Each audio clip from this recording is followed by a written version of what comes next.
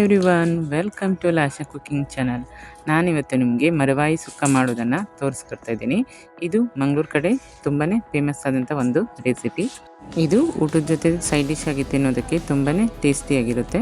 ಹಾಗೆ ನೀವು ಇದೇ ಮೊದಲ ಬಾರಿಗೆ ನಮ್ಮ ಚಾನಲನ್ನು ನೋಡ್ತಾ ಇದ್ದರೆ ದಯವಿಟ್ಟು ನಮ್ಮ ಲಾಶಾ ಕುಕಿಂಗ್ ಚಾನಲನ್ನು ಸಬ್ಸ್ಕ್ರೈಬ್ ಮಾಡ್ಕೊಳ್ಳೋದನ್ನು ಕೂಡ ಮರಿಬೇಡಿ.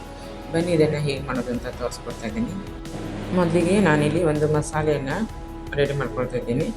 ಇಲ್ಲಿ 4 ಬ್ಯಾಡಗಿ ಮೆಣಸು, ಹಾಗೆ 1 ಟೇಬಲ್ ಸ್ಪೂನಷ್ಟು ಧನಿಯಾ, ಹಾಗೆ 1/4 ಟೇಬಲ್ ಸ್ಪೂನಷ್ಟು ಬಡಸೊಪ್ಪನ್ನು ಕೂಡ ತಗೊಂಡಿದ್ದೀನಿ. ಹಾಗೆ 1/2 ಟೇಬಲ್ ಸ್ಪೂನಷ್ಟು ಜೀರಿಗೆಯನ್ನು ಕೂಡ ತಗೊಂಡ್ಬಿಟ್ಟು ಅರ್ಧ ಟೇಬಲ್ ಸ್ಪೂನಷ್ಟು ಬ್ಲ್ಯಾಕ್ ಪೇಪರನ್ನು ಕೂಡ ತಗೊಂಡಿದ್ದೀನಿ. ಹಾಗೆ 1 ಹಿಡಿಯಷ್ಟು ಇಲ್ಲಿ ಬ್ರೌನ್ ರೈಸನ್ನು ಕೂಡ ತಗೊಂಡ್ಬಿಟ್ಟು 4 ಬೆಳ್ಳುಳ್ಳಿ ಹೆಸರನ್ನು ಕೂಡ ಸೇರಿಸ್ಬಿಟ್ಟು ಚೆನ್ನಾಗಿ ಇದನ್ನು ಡ್ರೈ ರೋಸ್ಟ್ ಮಾಡ್ಕೊಳ್ತೀನಿ. ನೋಡಿ, ಈ ರೀತಿ ಅದು ಚಿಟಪಟ ಅಂತ ಸೌಂಡ್ ಬರಬೇಕು, ಅಲ್ಲಿ ತನಕ ಕೂಡ ನಾನು ಅದನ್ನು ಡ್ರೈ ರೋಸ್ಟ್ ಮಾಡಿಬಿಟ್ಟು ಅದನ್ನು ಫೈನ್ ಪೌಡ್ರ್ ಮಾಡಿ ಇಟ್ಕೊತೀನಿ.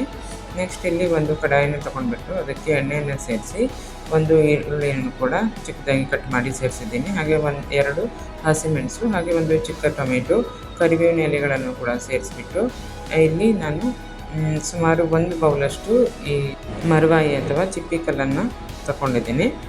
ಇದನ್ನು ಕ್ಲೀನಾಗಿ ಕಟ್ ಮಾಡಿ ಚೆನ್ನಾಗಿ 5 ರಿಂದ 6 ಬಾರಿ ವಾಶ್ ಮಾಡಿ ಇದಕ್ಕೆ ಸೇರಿಸ್ಕೊಂಡಿದ್ದೀನಿ. ಅದ್ರ ಜೊತೆ 1 ಕಪ್ಪಷ್ಟು ತೆಂಗಿನಕಾಯಿ ತುರಿ, ಹಾಗೆ ಈ ಪೌಡ್ರ್ ಮಾಡಿಟ್ಕೊಂಡಿದ್ದಿಲ್ಲ ಮಸಾಲ, ಅದನ್ನು ಕೂಡ ಸೇರಿಸ್ಬಿಟ್ಟು ಅರಿಶಿನ ಹಾಗೆ ಚಿಕನ್ ಮಸಾಲ ಪೌಡ್ರನ್ನು ಕೂಡ ಸ್ವಲ್ಪ ಸೇರಿಸ್ಬಿಟ್ಟು ಚೆನ್ನಾಗಿ ಸುಮಾರು 1 ಗ್ಲಾಸಷ್ಟು ನೀರನ್ನು ಕೂಡ ಆ್ಯಡ್ ಮಾಡಿ ಇದನ್ನು ಕುದಿಯೋಕ್ಕೆ ಬಿಡ್ತೀನಿ. ನೋಡಿ, ಈ ರೀತಿಯಾಗಿ ಚೆನ್ನಾಗಿ ಮಿಕ್ಸ್ ಆಗಿ ಅದನ್ನು ಕುದೀತಾ ಇದ್ದರೆ ಒಂದು 5 ನಿಮಿಷ ಇದನ್ನು ಕುಕ್ ಮಾಡಿಕೊಂಡ್ರೆ ಸಖತ್ತಾದಂಥ ಒಂದು ಮರವಾಯಿ ಮಂಗಳೂರು ಸ್ಟೈಲ್ ಸುಕ್ಕ ರೆಡಿಯಾಗುತ್ತೆ. ಈ ರೆಸಿಪಿ ಇಷ್ಟವಾದರೆ ನೀವು ಕೂಡ ಮನೆಯಲ್ಲೊಮ್ಮೆ ಟ್ರೈ ಮಾಡಿ ಅಂತ ಹೇಳ್ತಾ, ನಮ್ಮ ವಿಡಿಯೋ ಇಷ್ಟವಾದರೆ ಒಂದು ಲೈಕ್ ಆ್ಯಂಡ್ ಶೇರ್ ಮಾಡೋದನ್ನು ಕೂಡ ಮರಿಬೇಡಿ. ಹಾಗೆ ನಮ್ಮ ವಿಡಿಯೋ ನೋಡಿದ್ದಕ್ಕಾಗಿ ನಿಮಗೆಲ್ಲರಿಗೂ ಧನ್ಯವಾದ.